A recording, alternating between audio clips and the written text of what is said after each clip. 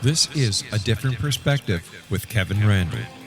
A retired U.S. Lieutenant Colonel, Kevin Randle has been studying UFOs for nearly 50 years. Kevin has investigated some of the most famous UFO cases in the world and has been consulted for dozens of documentaries about UFOs. Considered one of the leading experts into the Roswell UFO crash of 1947, Kevin has written more than 25 books about UFOs, including the recently published Roswell in the 21st Century. Now, here is the host of A Different Perspective, Kevin Randle. And welcome to this edition of A Different Perspective. I'm Kevin Randle. I'm going to be joined momentarily by Stephen Bassett. Stephen is the executive director of the Paradigm Research Group, founded in 1996 to end the government-imposed embargo on the truth behind extraterrestrial-related phenomenon. He has spoken to audiences around the world about the implications of formal disclosure by world governments of an extraterrestrial presence engaging the human race, and has given over 1,000 radio and television interviews. PRGs, that's the Paradigm Research Group, of course. Advocacy work has been extensively covered by national and international media, and including being featured by CNN, Fox News, MSNBC, The Washington Post, The New York Times, New York Magazine, Washington Times, Chicago Tribune, and on the X-Zone Broadcast Network, and of course, A Different Perspective. In 2013, PRG produced a citizen hearing on disclosure at the National Press Club in Washington. In November of 2014, PRG launched two political initiatives in Washington, D.C. One sought the first hearings on Capitol Hill since 1968 regarding the extraterrestrial presence issue. The other sought to inject the ET issue into the 2016 presidential campaign. Bassett has appeared in many documentary films, and his lectures and interviews are well represented on YouTube. Stephen Bassett, welcome to A Different Perspective. Nice to be with you, Kevin. It's been about, I think, about a year and a half since I was last on. I didn't think it was quite that long. I thought we had done something else, but we've had a lot of other activities in the last year and a half, too, including the derecho, which knocked me off the air for a number of weeks because everything went down and we had no electricity and no internet access and things like that. So maybe it has been that long, but welcome back anyway. I'm sure you've written at least 2 books since then, so it's time to have me back on. At least 2 books, and actually have a series of books called Vietnam Ground Zero that are being re-released. We wrote them in the 1980s, Bob Cornett and I, and they're being released by a English publisher. And you can go to www.vietnamgroundzero.com to learn about some of my activities in Vietnam, which is sort of a tie into that book. But I digress. Stephen, what's going on with disclosure? Okay, that's a specific question. I'm sure I can go right to that. Well, first of all, for your audience's benefit, what is disclosure in the question that you ask? In my world, it's the prize at the end of an activist movement, which you could call the disclosure activist movement. And it is the final confirmation of the extraterrestrial presence by our own government, which would mean from the President of the United States. A confirmation. It's a capital D, it's an event. It's the day we get that confirmation. Not everything else, just that confirmation. And of course, it will spread worldwide. And so the question is, what's the latest regarding our progress towards that event? A lot is happening. I'm trying to how to describe it. The last 3 years have been unprecedented in this 70-year road we've been on. It started with the To the Stars Academy's announcement of its existence, its launching in October of 2017. But then was kicked into high gear when 2 major stories appeared in the New York Times on December 16th, and those stories were primarily provided to them by the To the Stars Academy team, but then vetted, of course, by the New York Times and then published. And these were groundbreaking. This did occur, however, in the middle of some very extraordinary political circumstances in the United States. unprecedented in my lifetime. Though I was, I was just a kid during the Eisenhower administration and the Truman administration, but still I know a little something about that time and what was going on during that period, the last 4 years, unprecedented. And so the effect of those extraordinary stories was muted. It would have been far greater under different circumstances. But nevertheless, since then, there has been a cascade of events, actions, statements coming from all directions, from intellectuals, scientists, witnesses, government agencies, the Navy, the Army, politicians, and there's been plenty of coverage of this. In fact, at my website, paradigmresearchgroup.org, got to learn how to spell paradigm. It's going to be a very important word soon. I have a section under resources called Print Media Archive. If someone were to go to the site, click on resources, scroll down to Print Media Archive, go to the archive, and then go to October 10, 2017, where you'll see the first earmarked article regarding the To the Stars Academy. You can then read forward chronologically 700 earmarked articles related to the TTSA, as well as the subsequent events directed and indirectly connected to the TTSA. 700 articles. And then, if you want to go further, you go up to issues, scroll down to the Stars Academy, go to the media part, and I have about 160 videos up right now connected to the TTSA, including interviews they have, statements they have made, interviews they have given, as well as video news coverage of it. About 160 articles. Well, let me interrupt here because I have a question. Yeah. Hasn't there been some dissension in the ranks of the To the Stars Academy in the last few weeks? No, not dissension in the ranks. That is one of the recent developments. Since you asked what's the latest, a couple weeks ago, 3 of the key people who were part of the TTSA launch, the initial team, Luis Elizondo, Chris Mellon, and Steve Justice, stepped away from the TTSA, separated. This was not dissension. This was simply something they had to do. The TTSA has replaced them or has a team underway, and it's going to continue to move forward. It recently announced that they're adjusting their mission statement a little bit, maybe focus a little less on research. None of this surprises me. This is what I would have expected, because there is a larger agenda going on. So in order to really get this, understand some of these events that are taking place, it's you have to try to picture the larger agenda. So in my view, and as I've stated publicly, the fundamental agenda of the launch of the TTSA was to engage the issue, engage the media, particularly the New York Times, advance the process leading to congressional hearings. Getting congressional hearings was the goal all along. And the reason is simple.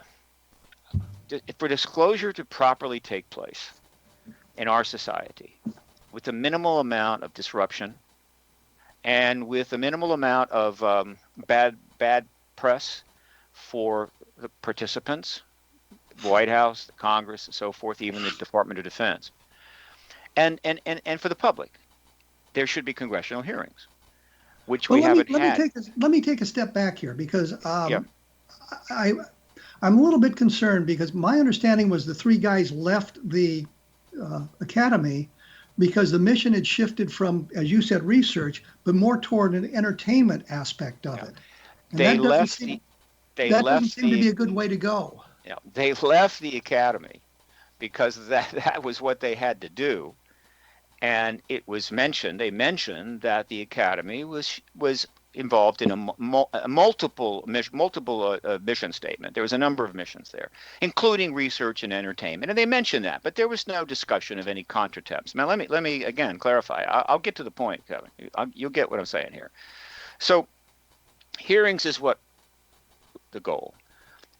We haven't had one since 1968. It was a one-day, 4-witness event. It was basically for show. I'm sure the witnesses were serious, and then there's every effort to get hearings since then. There have been multiple attempts, have all been blocked cold. Even though witnesses have been turning up by the scores over the last 52 years,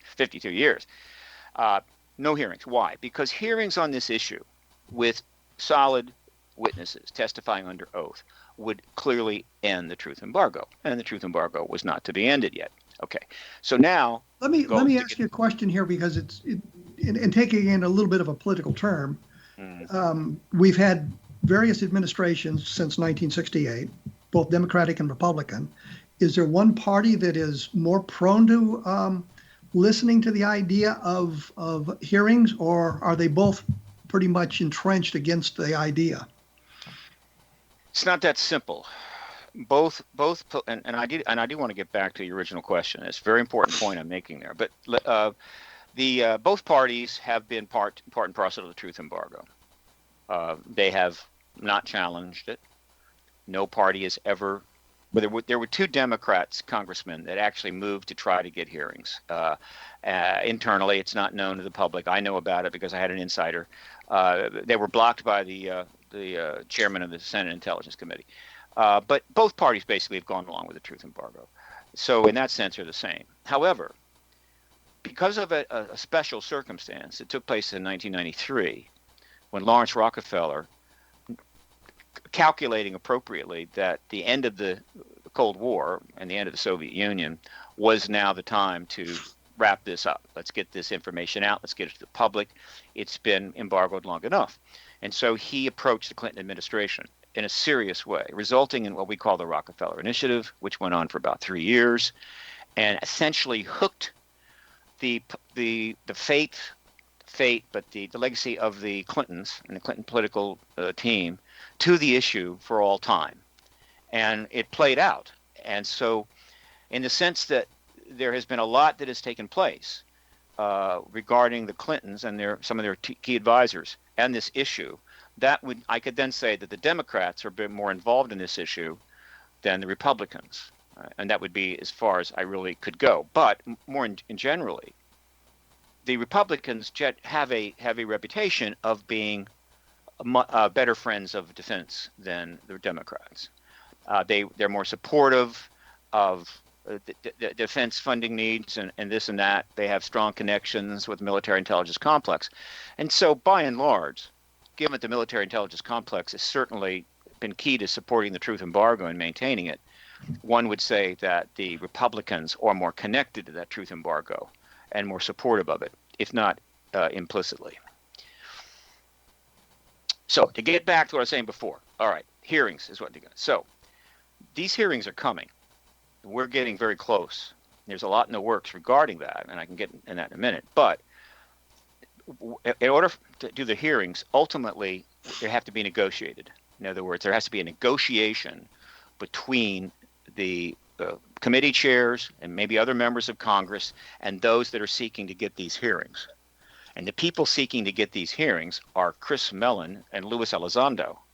And we'll toss in Steve Justice because he left with them, and I'm sure that there's an explanation for that. He's an extremely important person in all of this because he was the person on this To the Stars Academy team that basically represented the government contractors, the civilian government contractors working with the government. Steve, I've got to take a break here.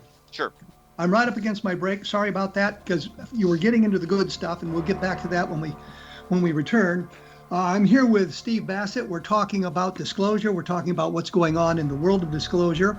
I do want to thank those of you who have purchased a copy of the Best of Project Blue Book. It's been up and down on the Amazon bestseller list a number of times. And if you enjoyed it, please rate it. And if you like, write a review because it helps spread the word. And take a look at Encounter in the Desert about the Lonnie Zamora sightings and Roswell in the 21st Century, which is a cold case look at the Roswell case. I will be back right after this with Stephen Bassett, and we'll be talking about disclosure and UFOs.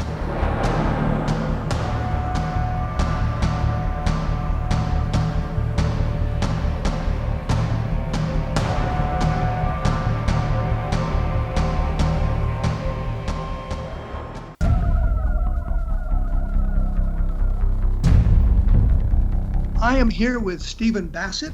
We are practicing social distancing, he being in one state and me in another. So we can't possibly infect one another, doing our bit for social distancing. When we went away, we were talking about the move toward congressional hearings and what is necessary in the run up to those hearings, what has to be negotiated, what has to be done. And I had to interrupt you at that point, Stephen. So please continue. So the Elizondo and Mellon were setting the stage for hearings going back almost 2 years. Two things were going on simultaneously. Mellon was holding meetings on the Hill. He was bringing witnesses to Capitol Hill to brief members of Congress. I'm sure that he was focusing on certain key committees, the appropriate committees, and in particular their committee chairs, such as Marco Rubio, the Senate Intelligence Committee. We don't know how many of these meetings took place, but there was more than enough time to have several dozen. We also know that they briefed appropriately the president. We don't know who was in that briefing, but there's some good indication it was a couple of the pilots, and possibly Mellon was there as well, and the president was briefed. Nothing really came of that, but that took place. Meanwhile, Luis Elizondo, among other things, for the last 2.5 years, has been accumulating witnesses, military witnesses. Some of these have appeared on the Unidentified program. We've seen them. There were 14 episodes. Some of them even appeared in Silhouette. And other witnesses have been addressed and talked about from time to time. However, we're aware that scores of people were contacting Elizondo, having seen the Unidentified series, having seen the developments that were taking place, people in the military who wanted to discuss their story with him, which made them potential witnesses. And I'm sure to some degree they were vetted. How many of these potential military witnesses are queued up? We don't know, but it's probably a substantial number. So that's all been going on, very good. And they were part of the TTSA at that time. Well, let me ask you a question here, because we've had military witnesses coming forward for literally decades. We've had scientists coming forward for literally decades. We've had an awful lot of that sort of thing in the way of testimony coming forward. But do we get to the point where there's going to be physical evidence of some sort displayed as well, or is it just being reliance on this on the testimony of these military personnel? Hearings are basically about testimony. They're not about people trotting evidence and putting on the desk. That can happen, and to what extent that takes place, I don't know. But I know that the hearings are necessary. It's not like a trial. What happens in hearings is the Congress uses this to gather information in order for them to make informed judgment about laws, about legislation. And so they hold hearings, and people come in and give them information. They also may provide written information as well, testimony on the side. They also may give some classified testimony in private to members of Congress. But they hold hearings, public hearings, and these hearings are now filmed. So they're not just for the benefit of the Congress, they're benefit of the American people. It gives the American people a chance to see this information being conveyed by people, and this is important, under oath. And thus they're being informed. It is a key process of democracy. And why is this most relevant here? This isn't about evidence per se. The truth embargo was a political act of the government. It was a legal act. It was a legal policy of government, and it was political. Embargo this issue from the American people for national security purposes. And the decision was made by the President of the United States and apparently supported by all further presidents, either directly, indirectly, implicitly, or explicitly. And so now we need to end that truth embargo. Well, that's also a political process. It's how can we do this so that it's appropriate, it's not disruptive, the public gets to know what they know, that Congress gets brought into it, so the president can then make the announcement in the appropriate way. And the appropriate way is for the president to be able to go to the American people and say, I have been watching these hearings, which have been going on for several weeks now, along with you. What you're saying hypothetically, I want to make it clear, the hearings aren't going on now. I'm saying hypothetically. This is how it works. he would be able to say that. He'd say, look, I've been watching these hearings along with you, and the evidence and the testimony of these military personnel is clearly compelling.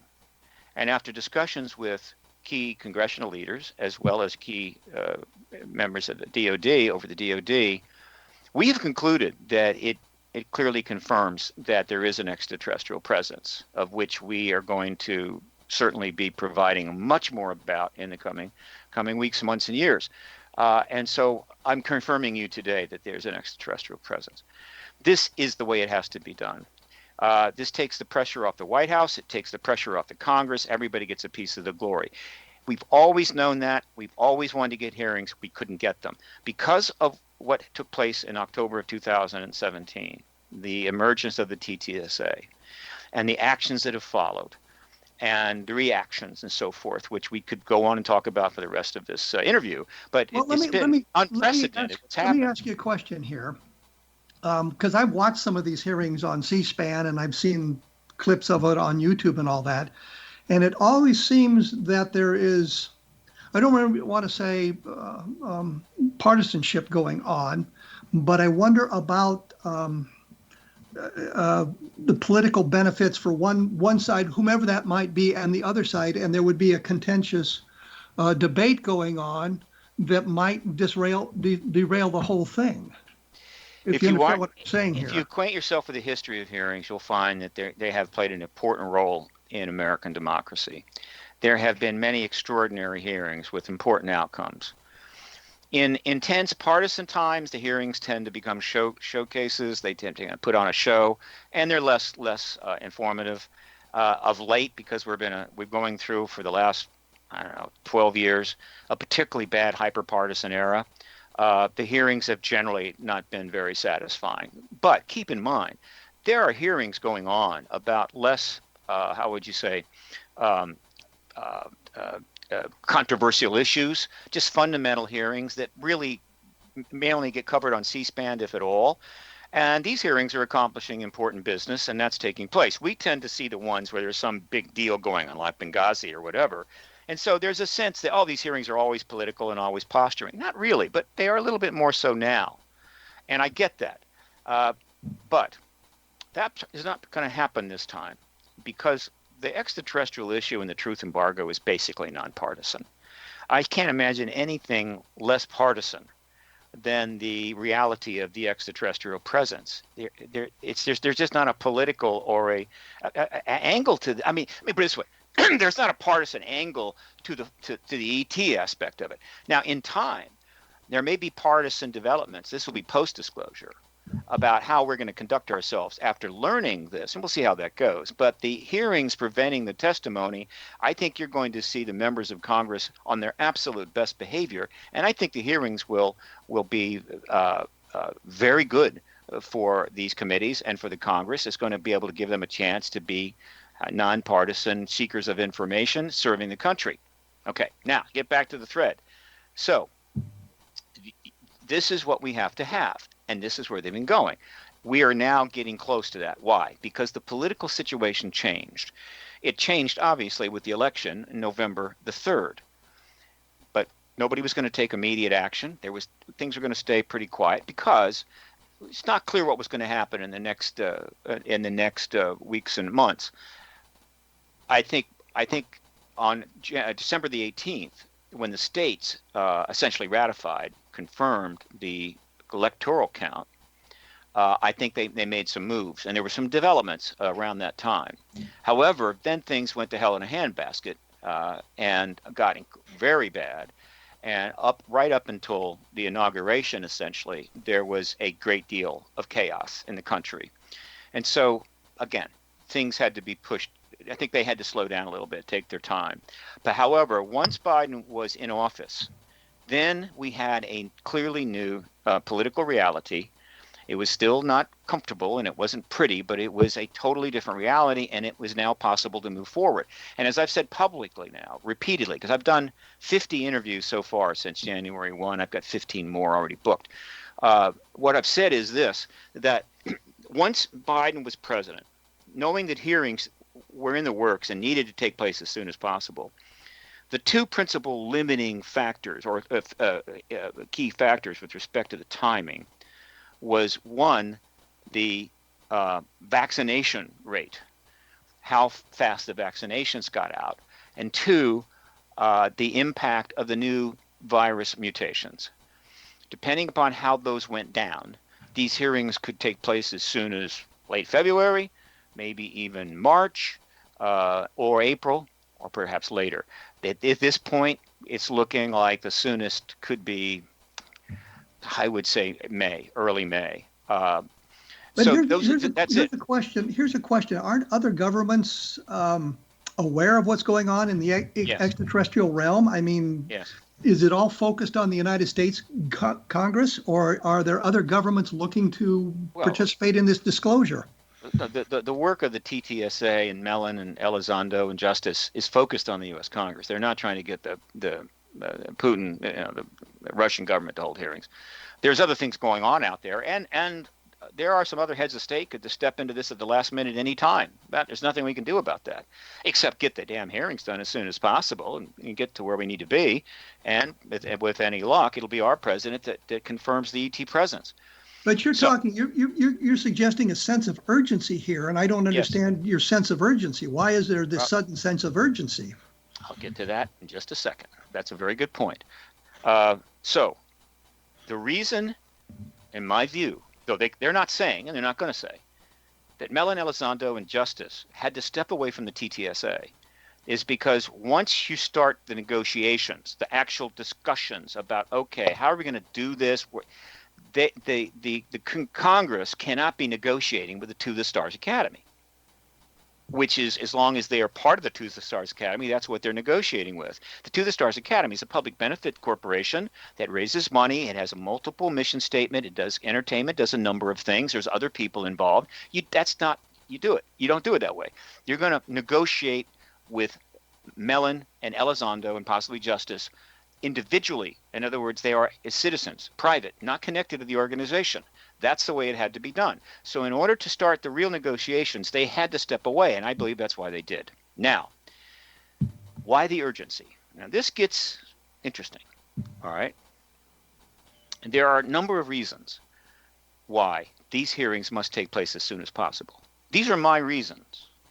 Are these reasons shared by Rubio or Warner or the president or the DOD or anybody else? I don't know. But they're, I think, pretty clear.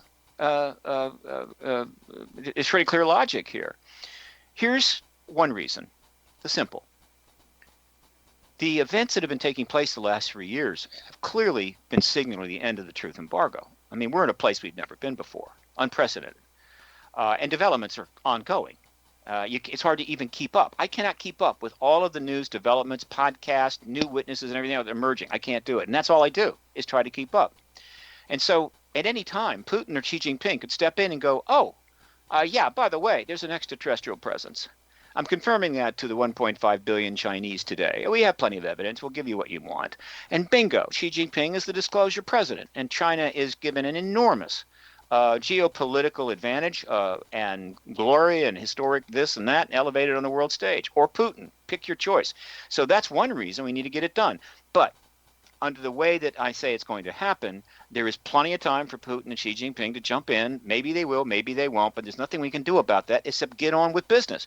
And more importantly, if we're not getting on with business, if we're not trying to get the hearings together or even holding the hearings, and then Putin steps in and says there's an ET presence, the United States looks even worse. Let me break in here. We'll get back to the sense of urgency and what could happen on the world stage, because I've got to take a break here. There are some other fine programs about the paranormal on the X-Zone Broadcast Network at xzbn.net. Take a look at the listings at the X-Zone website, and I'm sure you're going to find something that'll pique your interest. You are listening to A Different Perspective on the X-Zone Broadcast Network, and we'll be back right after this, so please stick around.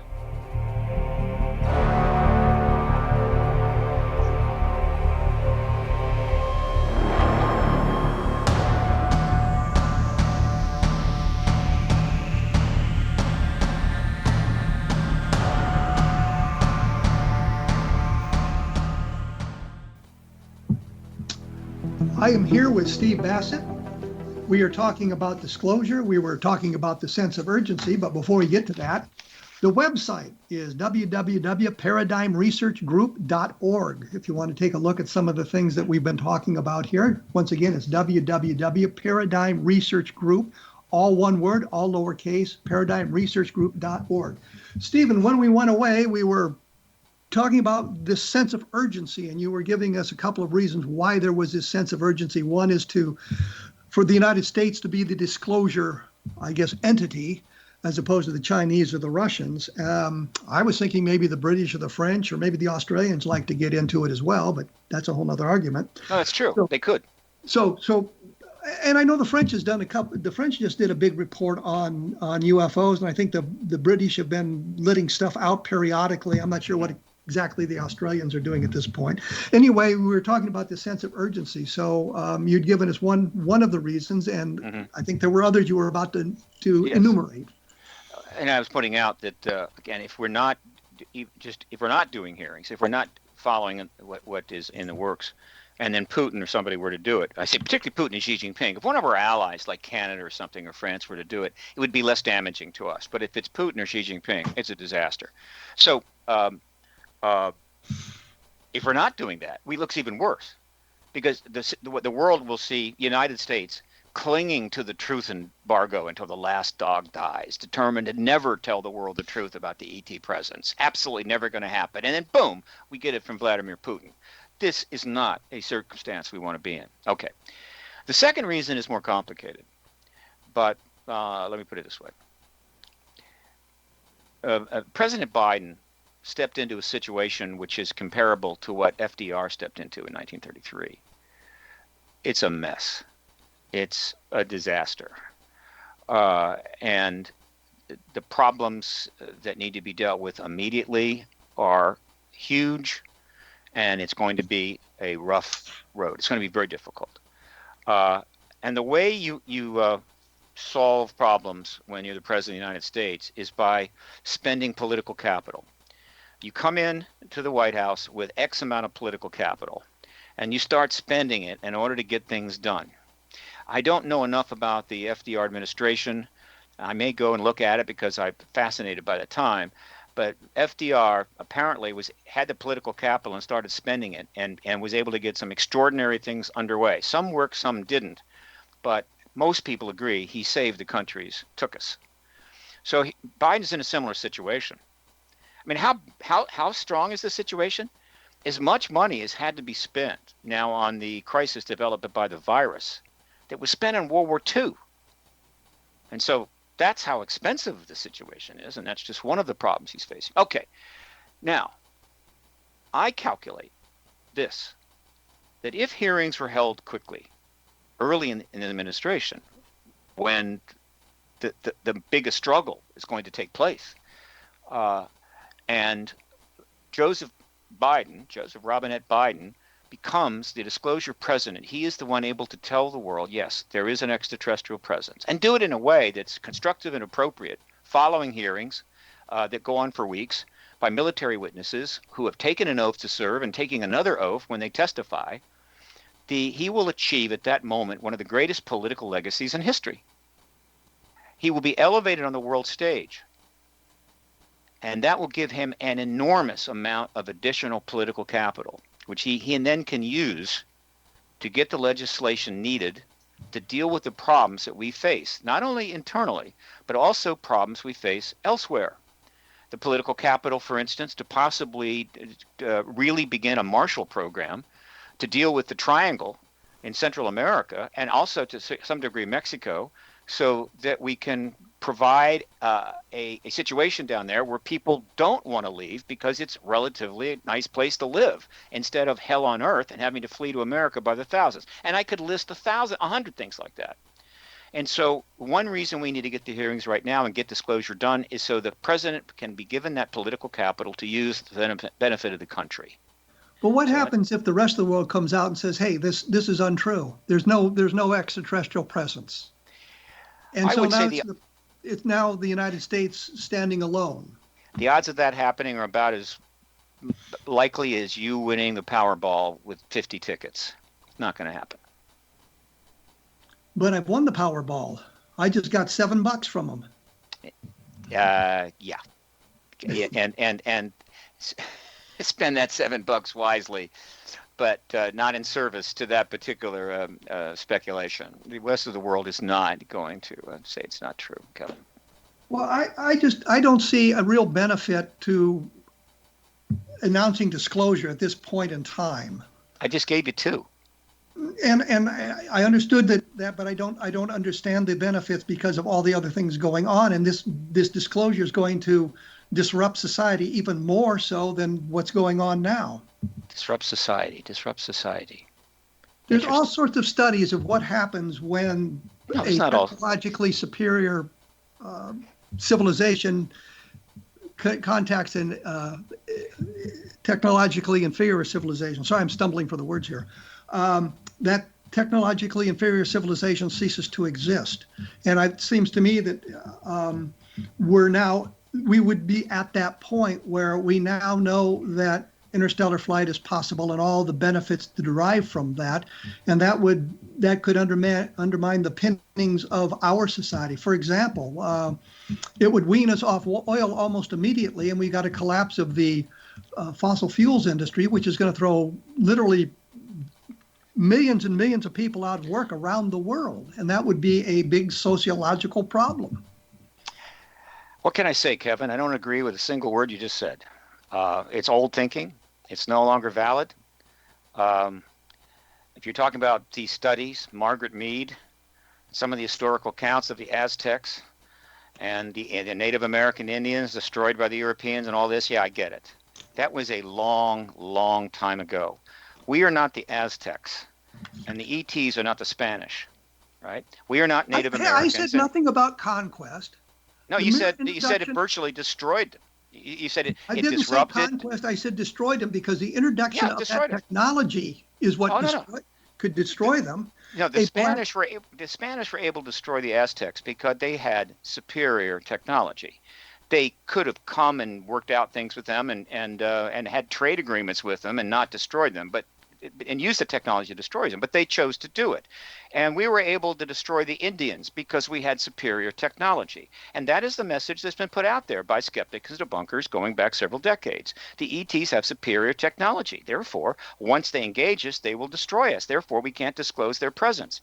Well, this is totally bogus. The ETs are already engaging us. They have been present for a very long time. So in other words, the Spanish are already here. If they wanted to, quote, what technological benefit have we received from the extraterrestrials? I'm not suggesting that we have gotten any technological benefit. I'm saying, and see, that's my point. And I can point to a very simple study that took place, I believe it was in Africa, where the anthropologist went in with steel axes, and to get the people to talk to him, he would offer them a steel axe. But the society was based on this idea that if you needed an axe, you had to go to the headmen or the leaders of that society to get the use of a stone axe. A steel axe is far superior to a stone axe, and that undercut part of the opinions of that society. It wasn't conquest. It wasn't force of arms. It was a mere introduction of the technology. Kevin, this is 2021. We are an extremely advanced global civilization. Steel axes and stones from Africa years ago have no bearing on this whatsoever. No, the point simply is the introduction of the technology, and what technology could be introduced to our society from the extraterrestrials is what the problem is. Fine. Okay, but the issue being discussed is disclosure. It's not the introduction of any technology. I'm not saying that within the next weeks or months, the extraterrestrials are going to introduce technology. I'm saying that in the next weeks or months, if all goes as according to plan, I think, we're going to get the confirmation of their presence. That's all. Now, whether or not the ETs introduce technology is another matter. One could make the case that once we acknowledge them, well, then the ETs will go, wow, you've acknowledged them, so here's a bunch of technology. I don't know that. There's going to be, let me put it this way. After disclosure, don't expect any ET technology. Expect the human race to engage the ET issue in an intense way, and all your books will well, you should probably reissue all your UFO books for sure in multiple editions. You'll sell a lot of them, and so there's going to be a lot of that. Now, at some point, the world is going to be so up to speed, I guess you could say, on the actual history of the ET reality, and we'll have information from private as well as government sources, that I believe the extraterrestrials would then be comfortable and feel it appropriate to then openly engage us. And I call that open contact. And I put that 2 years out. Now, what is open contact? Open contacts for the extraterrestrials are basically now communicating with us in an open fashion. It may be through the UN or a new organization. They're not going to just be sending emails out to 7 billion people, but they'll be interacting, and this will be recorded. It will be known. It will be presented to the people. We're now talking with these entities. They're saying this. We're saying that. Now, where that goes, I don't know. Would it lead to the introduction of ET technology? I don't know. It might not. But everybody will have an opportunity to have a say in that, because the truth embargo will be over. We no longer be stumbling around in the living room in the dark, stubbing our toe in every piece of furniture because the government has decided to lie to us for 74 years. So ET tech, I don't know. It could happen. It might not happen. And also, it's also the case that ET could destroy us anytime. They're already here. If they wanted to go medieval on us and basically do to us what the Spanish did to the Aztecs, they could do it tomorrow. And so that's kind of a moot point. They're going to do what they're going to do. What matters now are what are we going to do? And what we need to do is to stop this embargo. You bring up an interesting point, though. Mm-hmm. And it's one that I've thought about a number of times as well. If they want to destroy us in a conquest, they certainly have the capability of doing it, and there's nothing at all that we can do about it. Wouldn't that in itself introduce panic into the public, suddenly realizing, oh my God, they're here, and we don't know what their motives are? I think, I just finished reading again Witness to Roswell, which is an extraordinary book. It's just an absolutely extraordinary book. I mean, you've written books about Roswell. Of course, you've written even one, I think maybe two, with Don Schmidt. But Carey and Schmidt's book, Witness to Roswell, is extraordinary. And one of the things that I noticed about that book, or about the content, was this. There were a number of people who became aware of what happened, were there when it happened, saw bodies, saw wreckage, so forth, who took it in stride. Was like, well, this is pretty interesting, whatever. And how many? Many, I'm sure. But there were clearly a number of people who it just shook them to their foundation. They were upset. They cried. Some of them had PTSD.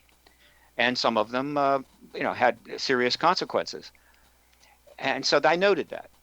Though it is also worth noting that one of the chief reasons for, how would you say, trauma from the Roswell incident for witnesses wasn't just the fact that smelly bodies were found and taken into the hospital, but because in the coming weeks, the military went around to a very substantial number of people in that town, scores, possibly hundreds, and threatened them with death. In other words, if you talk about this, we're going to kill you. We're going to kill your family. Witness after witness reported that. And that's just the ones that were interviewed. God knows how many of these occurred. Let me break in here. In here because we're running up against the clock again. And when we come back, I want to explore this idea that dozens and dozens of people were threatened with death, because I have a different take on that now after a lot of my research as well and my experiences in the military. I'm here with Stephen Bassett. We're talking about disclosure. We're talking about the benefits of disclosure, or the lack of benefits, the possible outcomes of disclosure. And his website is www.paradigmresearchgroup.org. I'm at www.kevinrandle.blogspot.com, and we will be back right after this, so please stick around.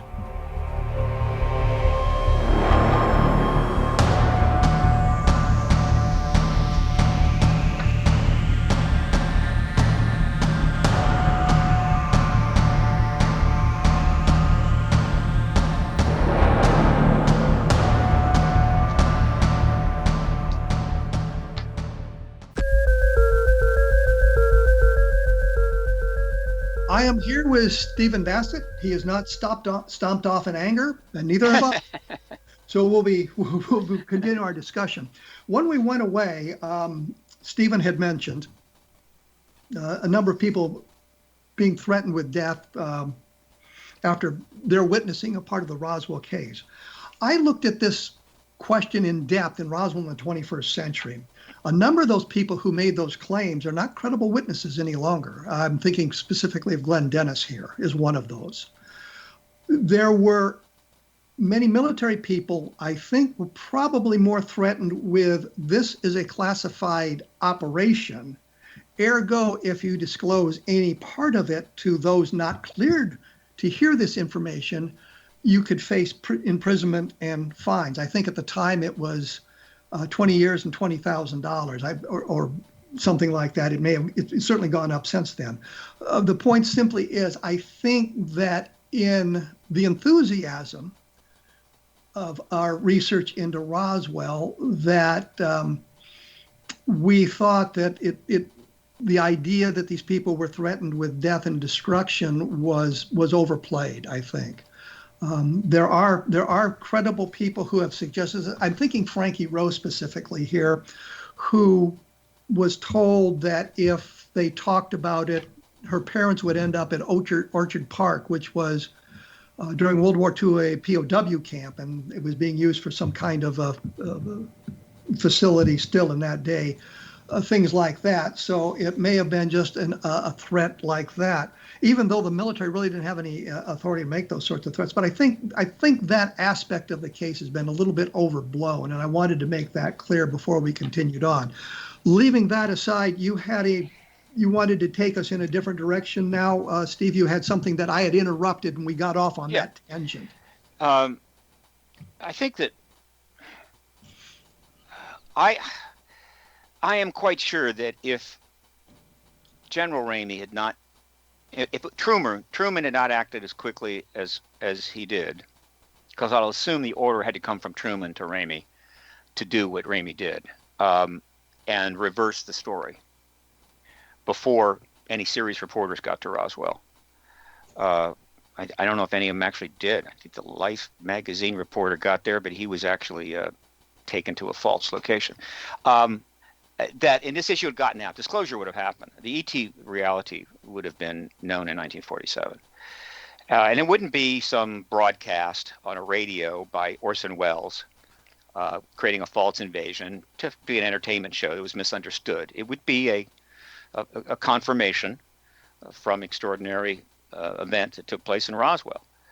I'm quite sure that the men and women who successfully defeated the Axis powers in World War II and went through living hell, and the public, which was aware of what happened in that war, aware of what happened in Germany, the genocides, everything else that went on there, that the American people and the world's people, certainly in the West, in the developed world, would have been profoundly affected by it, would have been surprised, but I don't think they would have come apart at the seams. I think the vast majority of people would have said, well, the world's an interesting place, and we're now in a post-war time, and let's address this. There probably would have been a number of incidents where people acted badly, and nations might have gotten a little bit worked up and been concerned about the impact of this new truth on the geopolitics of the time.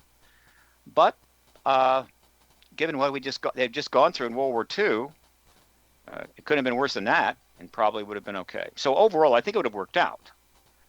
Now, let's jump forward 75 years. In the past 75 years, the human race has been drenched in extraterrestrial cultural information of every type. Hundreds of movies, tens of thousands of books, TV series, documentaries, interviews, and on and on and on. And these movies, I'm talking about movies now, big films, were seen by billions of people have watched these films, collectively. And so the idea of the extraterrestrial is completely part of the global culture. You would have to go very far to find somebody who doesn't know what an extraterrestrial would generally be. It's some being from another place. UFO, totally, 100% virtual market penetration. And so this idea that if now we disclose that, yeah, they're here, right? And in fact, most people go, well, I heard that they've been here for quite a while. Yeah, well, yeah, they've been here for quite a while. This idea that now all chaos is going to reign and politics is going to be disrupted and nations are going to, and tectonic plates will move. No, that is just propaganda. It's been put out for decades, either deliberately or intentionally or unintentionally.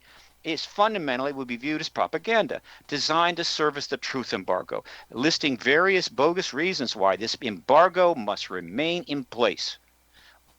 Truth embargo over all. This 75-year, 24/7, day-to-day lie perpetrated on the world's people by their own governments must continue. Well, but isn't this whole thing about power? Everything's about power one way or another. And so right? By keeping this information under wraps, they're maintaining their power. Actually, they're undermining their power, because power, and particularly in democracies, is fundamentally based upon trust. If you have high approval rating, if you've got strong trust by the people in government institutions, you can do lots of things, okay? If you don't have that trust, then in order to exercise power, you have to use authoritarian means, crush people, kill people, imprison people. Well, in democracies, you don't want to do that. And so in a democracy, if you want to maintain power, you need to maintain trust. And this truth embargo has been a key factor in undermining trust of the American people in their government. For 75 years, every year, more and more people, millions and millions of people, have come to understand that this is a lie and that the government has been keeping this embargoed all of this time. And as we've seen trust in government erode, we've seen government power erode. Government can't get anything done. It's hyper partisan. They can't fix a bridge. They can't agree to anything. There's huge distrust. You've got people now trolling, the politicians and others on the internet. Nobody knows what the truth is anymore. The internet has turned into a massive disinformation source itself. Well, I would say they have undermined their power. The mainstream media has turned into a massive area of misinformation as well. Sure. Misinformation generates more misinformation.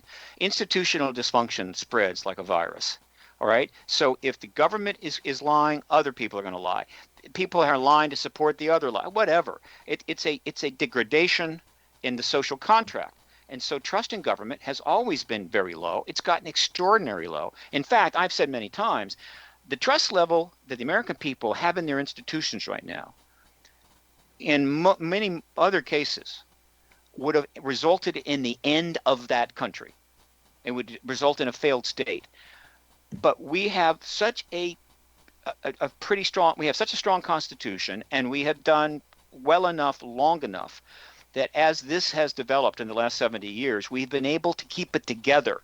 But you may have noticed that lately, we're really struggling a lot harder to keep it together.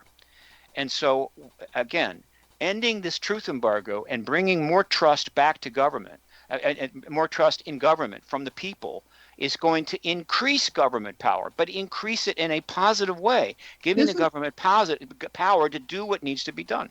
Isn't that kind of a contradiction? Well, we've been lying to you for 70 years, but now you can trust us on this. Let me tell you something, Kevin. I've said many times. I don't know if you've ever had anybody in your life who's lied to you. I mean, really lied to you. Or if you've encountered a pathological liar. All right. But if you have, what happens is that you lose complete trust in that person. In other words, you've lied to me repeatedly over and over again. Could be a son, could be a daughter, could be a wife, could be a coworker. I cannot believe anything you say. Okay, fine. Now, how would you correct that? One would say you can't. You cannot correct it. You can never believe what that person says. So if it's a wife, get a divorce. If it's a son, throw them out of the house. But no, you can't do that. And so how can you restore the relationship? There is only one way. There is only one way. If you've got another way, let me know. The person that has been lying has got to start telling the truth. Now, the first truth they tell may be subject to considerable speculation, But the second one, the third one, the fourth one, the fifth one, people will, the father would say to the son, "Oh, son, I appreciate you've been very truthful about these things," and the relationship will be restored. And so the only way the United States can regain the trust of the American people, which it sometimes has hit for the Congress 8%, is to start telling the American people the truth, not about one thing, not about small things, but many truths about big things, and take the responsibility and take the accountability. Maybe even apologize, whatever the hell. And tell the truth. I'm sorry, Dad, I lied to you. But the truth is, this is what happened. That is the only way. Kevin, if you've got another way for the United States government to regain the trust of American people, please tell me. I want to know. Well, I can think of a number of ways, and one of them would be to stop the strictly partisan operations on both sides of the aisle, but that's an argument for a different program and not mine. Well, you can be nonpartisan. I'm going to have to end it there, Steve. I'm going to have to end it there because I'm out of time. Okay. The website is www.paradigmresearchgroup.org. And do you have any lectures or anything coming up you'd like to talk about quickly? I don't. I have a podcast that's just getting going. It's called thedisclosurewire.org. Everybody has a podcast, so I'm going to have one, but it'll be a while. I hope to get another thing up soon. Just paradigmresearchgroup.org. If you go to that website, you can sign up for the free newsletter, the updates there. And please follow Paradigm Research Group on Twitter and Facebook. Well, thank you, Steve. Appreciate you taking an hour out of your busy day to help us understand the aspects of disclosure. It is always my pleasure, Kevin. Thank you, Steve. Next week, I'm going to be talking to Lawrence Spencer. He claims to have received documentation from a medical technician, not a nurse, medical technician at Roswell back in 1947 to talk about her experiences there and some of her philosophies that she supposedly gained through her telepathic communications with an alien that survived the crash at Roswell. We'll take a look at that and see where we're going and see what kind of evidence we can get out of that. In coming weeks, I hope to be talking to a number of other people. I'm hoping to get Mike Shermer back on the program.